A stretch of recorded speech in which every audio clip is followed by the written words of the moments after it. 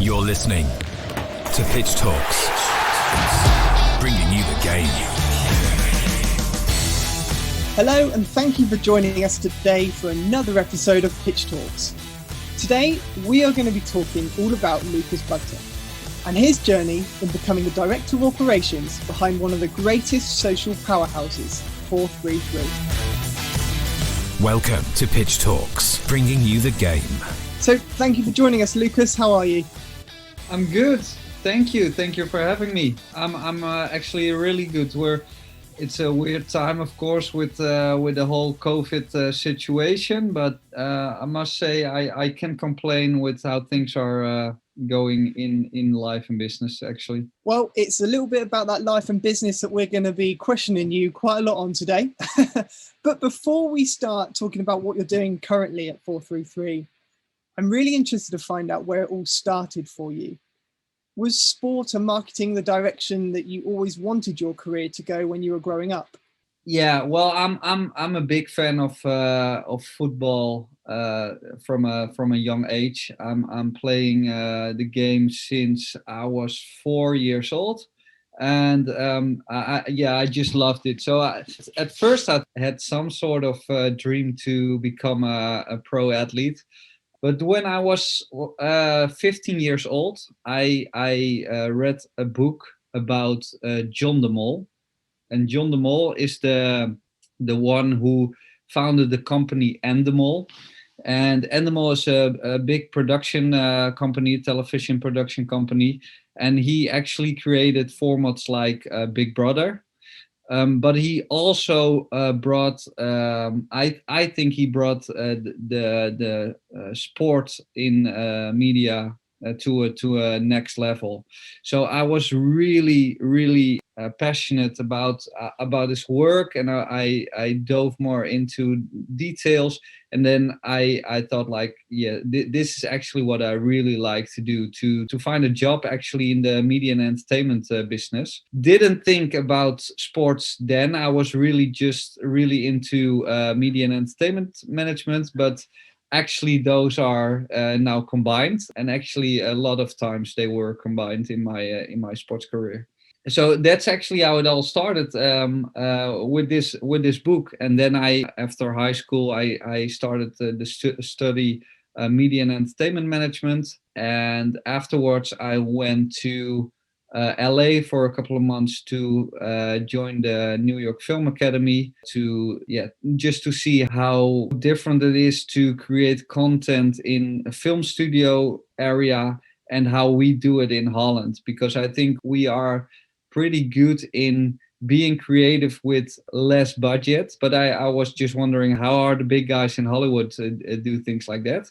So yeah, I've seen both worlds. And then from there, I started my first job at Endemol, actually. And that's how it all started. This is Pitch Talks.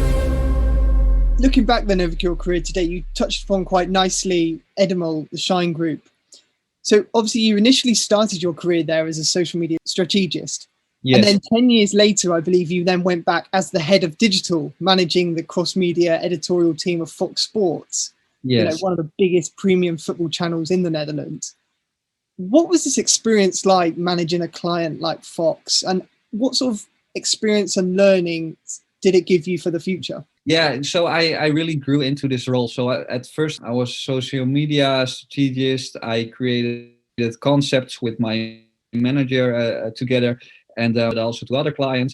Then I went head of digital over there. And yeah, it was, I've learned so much over there in 2.5 years as the head of the department, because I had to manage a team of between 10 and 15 people.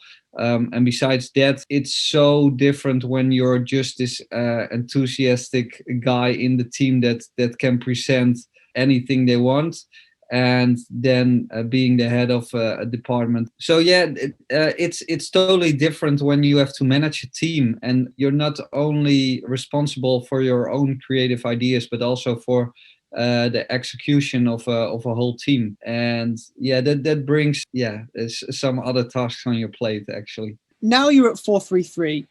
labelled as the social goat. How did this opportunity come around as the operations manager and now more recently the director of the operations? Before I started at Endemol, I had my own website. It was called Crossmania, and I was creating a content by myself. And actually, I was doing that also in the sports area. And there's this club in Holland, AZ Alkmaar, and they actually were the champion in the Eredivisie. So they asked me to create some content around their Champions League adventure and how supporters in the cities where they would play the matches, how they could have a good time over there. So I created this content.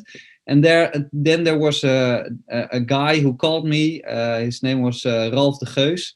And he asked me like, okay, maybe we can work together. Can we collaborate? Well, we had a great talk, but it was actually the same time that Endemol offered me a job. So I went to Endemol, no hard feelings. And then years later, I think it was 8-9 years later, they were searching for someone who could lead the editorial team at 43. They were asking around, and then my name came up because they were in talks with Ajax, and they asked over there, like, do you guys know someone? And then someone said, like, yeah, maybe you should talk to Lucas Bugter. He's at Endemol now. And then Ralf heard my name again, and he was like, oh yeah, I have his phone number. I will call him.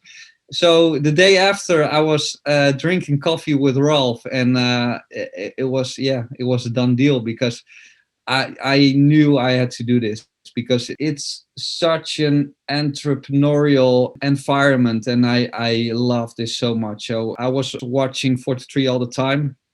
Love their content, so it felt like a great opportunity, and I knew this was just the beginning.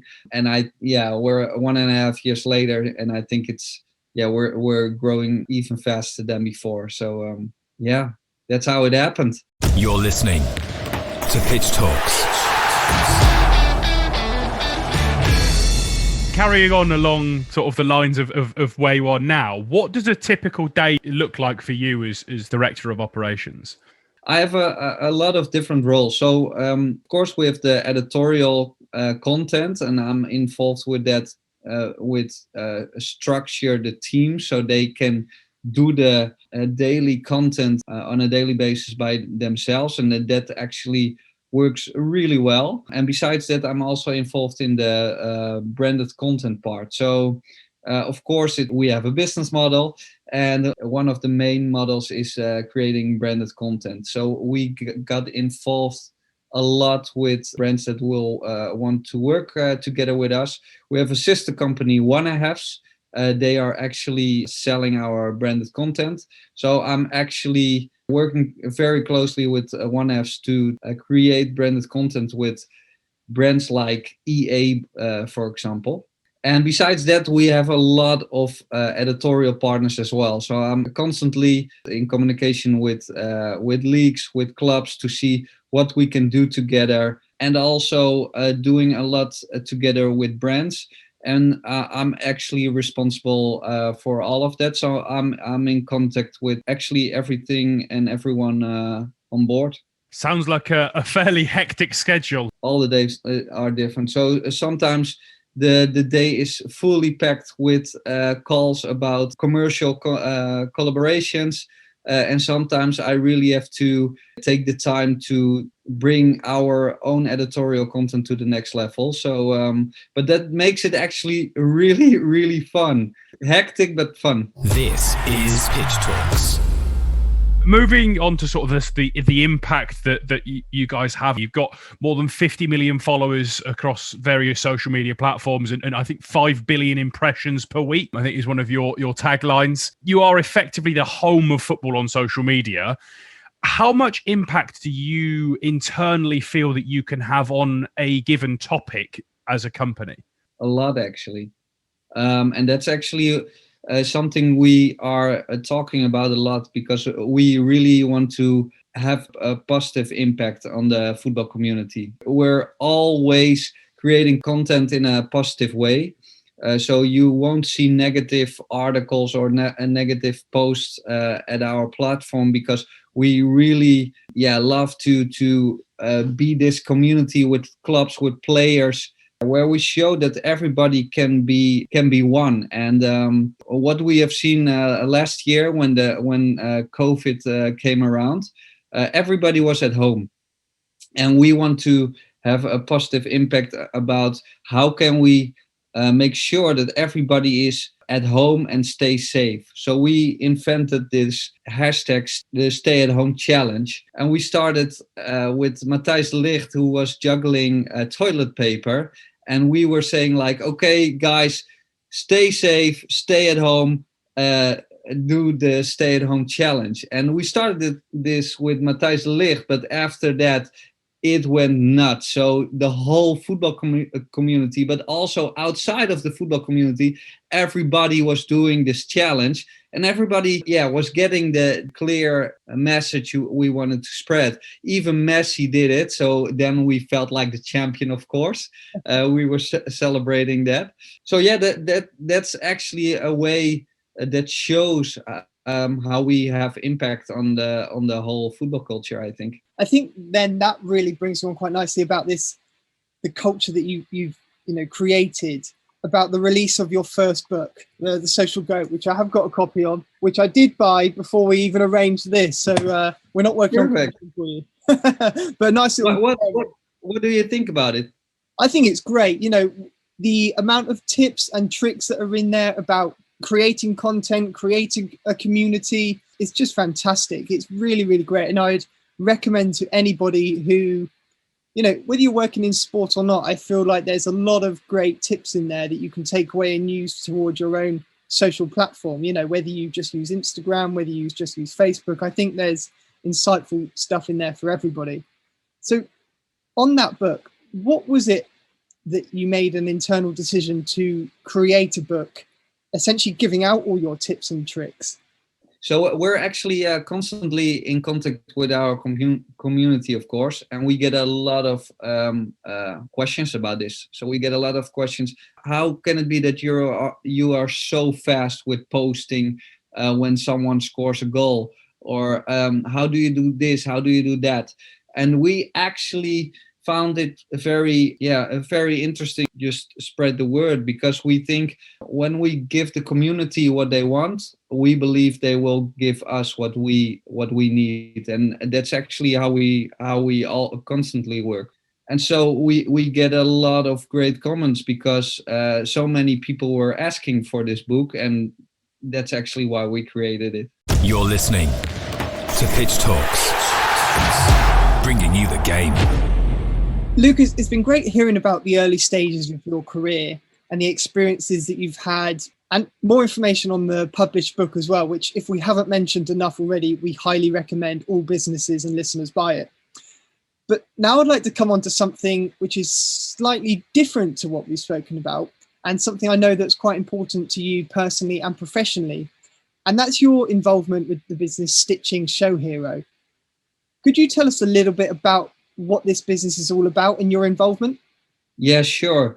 So I came back from Los Angeles, from the New York Film Academy, and I drank some coffee with my best friend, Maurice. And he was actually working on a daily basis with people with disabilities.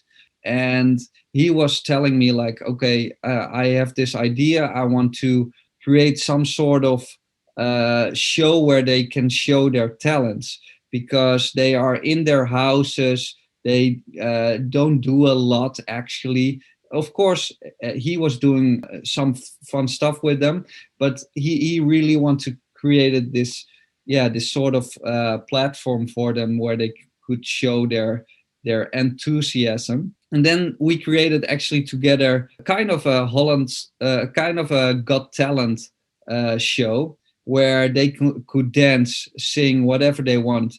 So we hired this theater where 300 people could watch how they were doing this. And because I was really into the entertainment business, and he was really capable of connecting with people with disabilities. We combined those and created this project Show Hero. So we had 300 people in this theater, and they went nuts. They were like, gave them goosebumps, but also so much laughter, because people with disabilities can be really, really funny. So they said like, okay, do you do this? When do you do this again? Because I want to bring my best friend, or I want to bring my nephew to see it as well. So we thought like, okay, we do another show in like 2 or 3 months, and then everybody went nuts again, and we were like, okay, we have to come up with a plan. So we created this foundation, Show Hero, and actually creating these kind of shows now for 9 or 10 years already. And besides that, also creating other projects where people with disabilities can show their talent. So, for example, like 4 years ago, we actually took over a hotel where they could do anything with the hotel. So we had hotel guests, and they were treated by these people with disabilities. We created a special pub where they could get their drinks and big entertainment shows. And we actually create projects like this as well. Yeah, and this is something I'm really passionate about. Yeah, really, because it's great to give something back to people that are not in the same position as myself. I feel really lucky with my health, with my brains, with the whole environment, how I was born and raised, and it's great to give it back to people that are needed actually.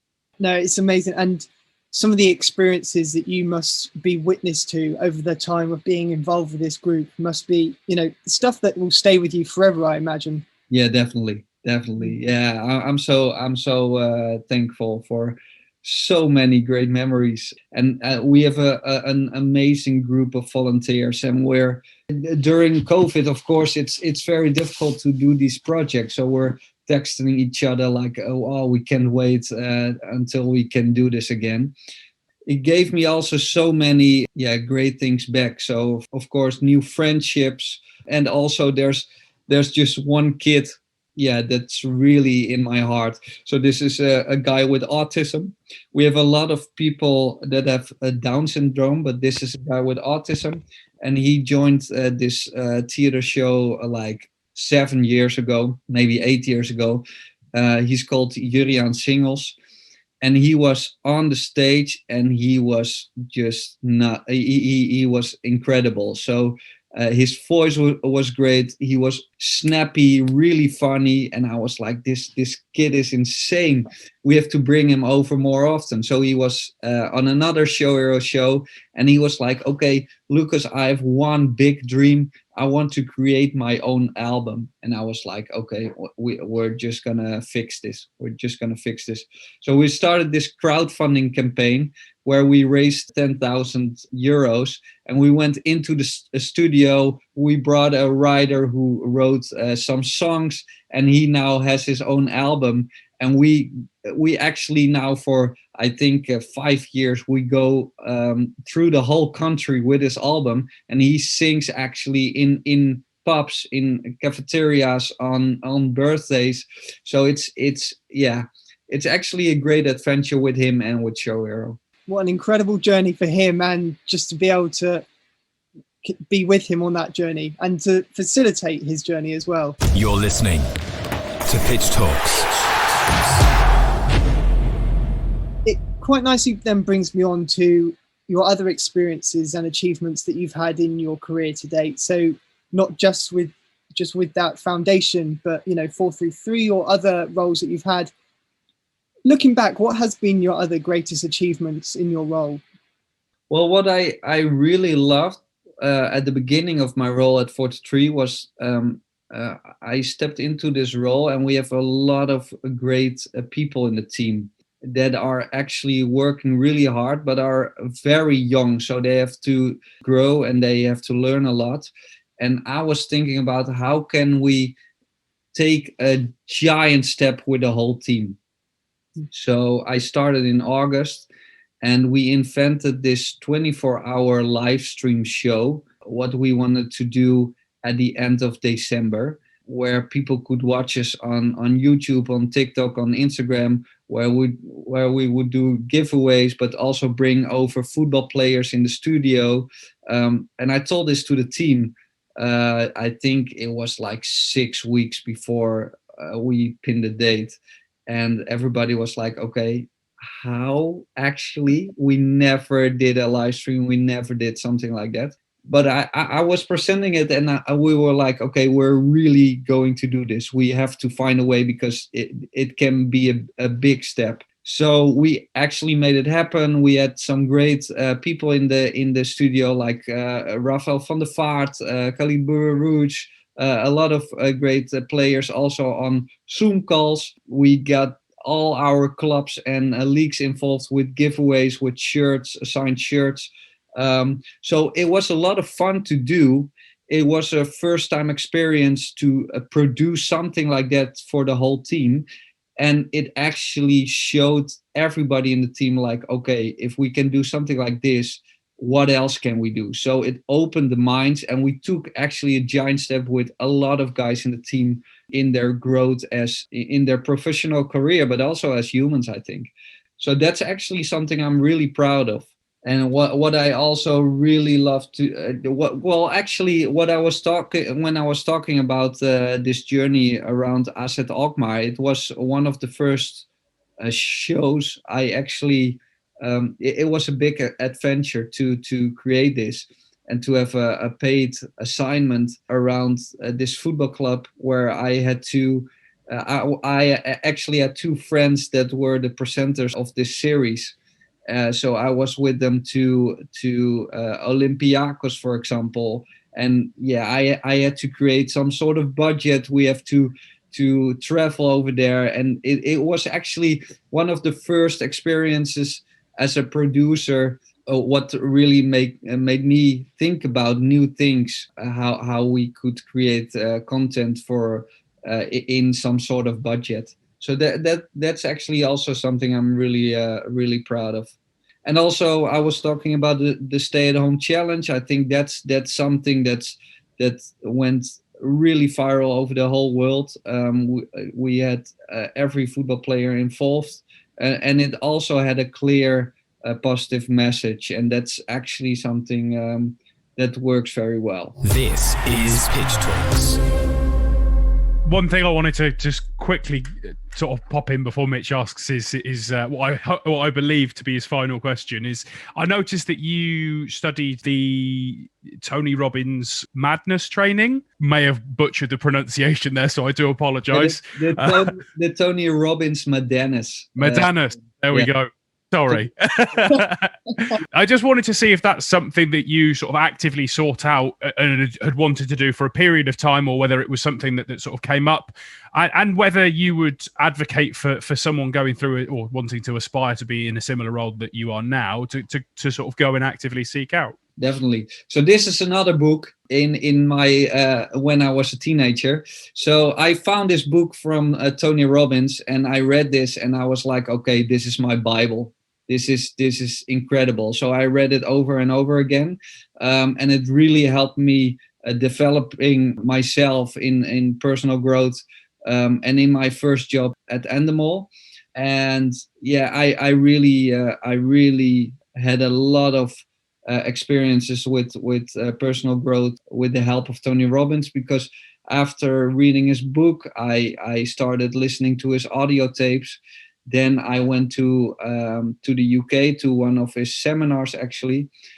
So I was in London with 8,000 people in one area, and it's an insane experience where he learns you in 4 days all kinds of tools, how you can develop yourself but also help others. So afterwards I was more and more curious, and I started this study to learn this coaching technique by myself. And this actually really helps me nowadays with the team, and how to help others to help others to grow and help them just by by some quick coaching. It's really helpful for me, but I also really recommend people to explore these kind of tools, how you can take time for your personal growth. I think that's just so important. I think that you should really put time in your calendar each week where you work on your personal growth,